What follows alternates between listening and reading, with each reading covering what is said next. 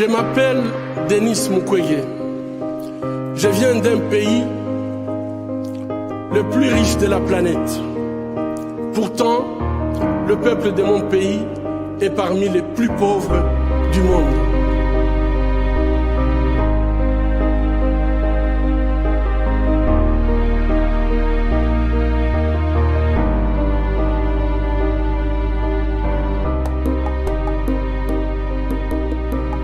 La réalité troublante est que l'abondance de nos ressources naturelles, or, coltan, cobalt et d'autres minéraux stratégiques, alimente la guerre, source de la violence extrême et de la pauvreté abjecte en République démocratique du Congo.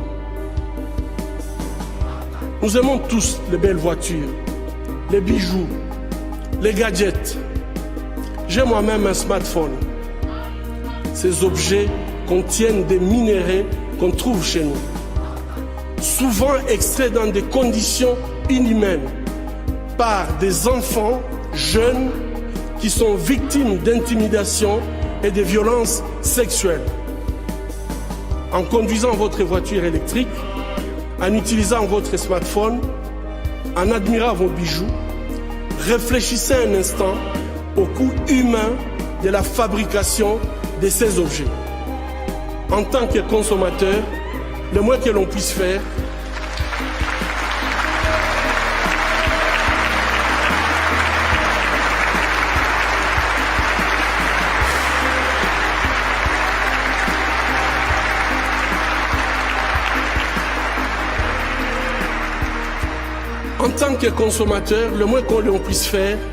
est d'insister que ces produits soient fabriqués dans le respect de la dignité humaine. Fermer les yeux devant les drames, c'est être complice. Un jour comme les autres, l'hôpital a reçu un appel. Au bout du fil, un collègue en larmes implorait: « S'il vous plaît, envoyez-nous rapidement une ambulance. S'il vous plaît, dépêchez-vous. » Ainsi, nous avons envoyé une ambulance, comme nous le faisons habituellement. 2 heures plus tard, l'ambulance est revenue. À l'intérieur, une petite fille de juste 18 mois.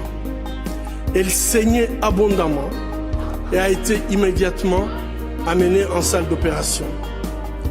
Quand je suis arrivé, les infirmières, toutes en larmes, la vessie du nourrisson, son appareil génital, son rectum étaient gravement endommagés par la pénétration d'un adulte. Nous prions en silence. Mon Dieu, dites-nous que ce que nous voyons n'est pas vrai. Dites-nous que c'est un mauvais rêve.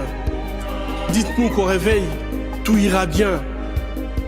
Mais ce n'était pas un mauvais rêve. C'était la réalité. C'est devenu notre nouvelle réalité en République démocratique du Congo.